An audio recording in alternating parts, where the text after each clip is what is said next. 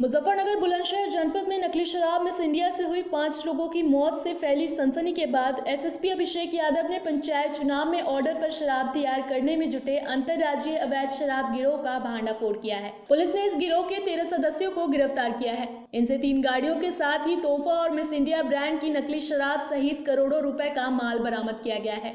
गिरोह के 4 सदस्य अभी भी पुलिस की पकड़ से दूर हैं। बताया जा रहा है कि इस नकली शराब का प्रयोग पंचायत चुनाव के दौरान किया जाना था। पुलिस इस गिरोह के ऑर्डर देने वाले प्रधानों, प्रत्याशियों व अन्य लोगों की तलाश में भी जुट गई है। एसएसपी अभिषेक यादव द्वारा शुक्रवार दोपहर रिजर्व पुलिस लाइन के सभा कक्ष में प्रेस वार्ता के दौरान क्राइम ब्रांच और थाना मंसूरपुर पुलिस टीम द्वारा अंतर्राज्यीय स्तर पर अवैध शराब कारोबार करने वाले गैंग का पर्दाफाश किए जाने की जानकारी मीडिया कर्मियों को दी गई। एसएसपी अभिषेक यादव के कार्यालय में मुजफ्फरनगर पुलिस का यह एक और बड़ा खुलासा है। अभिषेक यादव ने बताया कि पंचायत चुनाव को दृष्टिगत रखते हुए जनपद में पुलिस टीम को अवैध शराब निर्माण रोकने, इसकी तस्करी में लगे लोगों और गिरोह पर अंकुश लगाने के लिए सक्रिय किया गया था। उन्होंने बताया कि मुखबिर की सूचना पर थाना मंसूरपुर क्षेत्र के औद्योगिकी एरिया बेगराजपुर से अवैध शराब के कारोबार का भांडाफोड़ टीम द्वारा किया गया। इस कार्रवाई के दौरान पुलिस ने इस अवैध कारोबार में संलिप्त 13 अभियुक्तों को गिरफ्तार करते हुए इनसे भारी मात्रा में रेक्टिफाइड तोहफा, मिस इंडिया ब्रांड नकली शराब, अंग्रेजी कंपनी की शराब के हेलोग्राम, ढक्कन रैपर, पव्वे आदि सहित करोड़ों रुपए का माल बरामद किया है। ये आगामी पंचायत और प्रधानी के चुनाव को देखते हुए हमने अपनी टीम्स को लगाया था कि किसी भी प्रकार से कहीं भी अवैध शराब, अपमिश्रित शराब या जहरीली शराब कोई बनाने न पाए, तो उसके ऊपर हमारी टीम्स काम कर रही थी। और एक जो इंटरस्टेट गैंग था जिसको पूर्व में भी मुजफ्फरनगर पुलिस द्वारा 2009 में पकड़ा गया था, हमने पकड़ के उनको बंद किया था, गैंगस्टर लगाया था, वो हाल ही में छूट के आए थे। हमारी टीम उनको मॉनिटर कर रही थी। तो उस पूरे गैंग के 13 लोग पकड़े गए हैं, जिसमें मुजफ्फरनगर के कई अपराधी हैं, जिसमें 3 जो मेन मास्टरमाइंड हैं वो मंसूरपुर थाना क्षेत्र के रहने वाले हैं।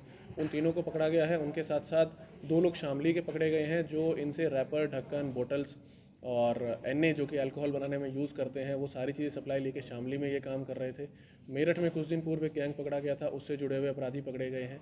इसके अलावा हरियाणा से जहाँ से ये एनए सोर्स कर रहे थे, उसके जो अपराधी हैं वो वर्तमान में वांछित हैं। और ये जो पूरा गैंग है ये मुजफ्फरनगर की तोहफा ब्रांड, उसके अलावा आपकी मिस इंडिया ब्रांड और फाइटर ब्रांड, और इसके अलावा जो अंग्रेज़ी मैकडॉल्स, 8PM वगैरह, इन सब के जो ढक्कन से ये मिले हैं।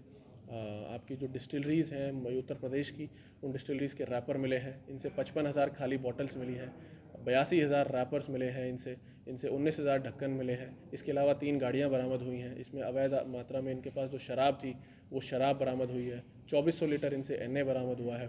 इसी के साथ साथ एक इसमें सेल्समैन गिरफ्तार हुआ है, जो मुजफ्फरनगर के 2 ठेकों में ये जो तोहफा मार्कर की शराब है इसको बेच रहा था।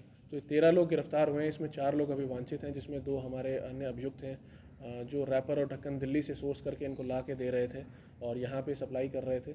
इसी के साथ साथ हमने गाड़ियाँ बरामद करी हैं, इनका सामान बरामद किया है। पूरा जो ये नेटवर्क है 13 लोगों का, जो कि मुजफ्फरनगर और आसपास के जनपदों का नेटवर्क है, उसको ध्वस्त किया गया है। कितनी कीमत का ये माल बरामद है? देखिए, ये कई करोड़ों का सामान है, जिसमें इनके जो भी बॉटल्स और सारा सामान हमने बरामद किया है, ये अगर मार्केट वैल्यू के हिसाब से आप जाएंगे तो कई करोड़ों में ये सामान है, जिसको ये अगले कुछ दिनों में और अगले कुछ समय में प्रधानी के चुनाव के पॉइंट ऑफ व्यू से अलग अलग जगह बेचने वाले थे। हमारी टीम अभी इसमें काम कर रही है। कुछ हमारे पास और लीड्स हैं, कुछ और ऐसी जगहें हैं जिनको हम चेक कर रहे हैं जहाँ पे इन्होंने बेचा है।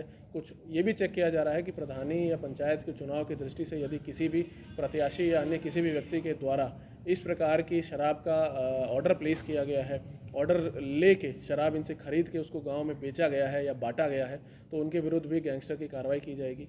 और क्योंकि ये एक ऐसी शराब है जो एनए के माध्यम से बनाई जा रही है, इसमें इसका कोई कंट्रोल इन लोगों का नहीं है, कोई ट्रेंड नहीं है, कोई इनको अलाउड नहीं है इस प्रकार की कार्रवाई करना। तो इसमें सबसे बड़ी समस्या राजस्व हानि के अलावा ये है कि अगर ये ढंग से उसको नहीं बनाते हैं, जो कि इनको बनाना आता नहीं है और ये गलत तरीके से ही बना रहे हैं, तो इसमें पब्लिक की जान को सबसे ज़्यादा खतरा होता है। पूरी कार्रवाई में आबकारी विभाग की क्या भूमिका है? देखिए, आबकारी टीम हमारे साथ रेगुलरली इंटरेक्शन में रहती है, हमें इनपुट देते रहते हैं और हमारी टीम्स लगातार इनपुट लेते हुए काम करती रहती हैं।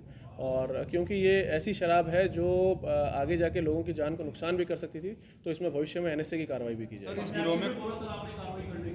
देखिए, हम सारी चीज़ें चेक कर रहे हैं। अगर ये पाया जाता है कि किसी भी प्रत्याशी के द्वारा या पूर्व प्रत्याशी, भावी प्रत्याशी, किसी के भी द्वारा इस प्रकार से एक ऐसी शराब जो कि पब्लिक की जान को खतरा दे सकती है, उनकी मृत्यु का कारण बन सकती है, ऐसी शराब को खरीद के बंटवाया गया है या बेचा गया है या बांटा गया है कहीं पर भी, तो उनके विरुद्ध भी इन्हीं धाराओं में इसी प्रकार से गैंगस्टर और एनएसए की कार्रवाई की सर, जाएगी। इस गिरोह में कुछ ऐसे तस्कर भी पकड़े गए जिन पर पहले भी बड़ी कार्रवाई हुई है, तो अब आगे किस तरह की कार्रवाई होगी? जैसा कि मैंने कहा कि ये लोग पूर्व में ही पकड़े गए थे और इनके ऊपर मुकदमे हुए थे, गैंगस्टर की कार्रवाई हुई थी जिससे अभी हाल ही में छूट के आए थे। तो इस बार मुकदमे और गैंगस्टर की कार्रवाई के साथ साथ हम लोग एनएसए की कार्रवाई करेंगे ताकि ये परमानेंटली हम लोग इनको कंट्रोल में रख सकें।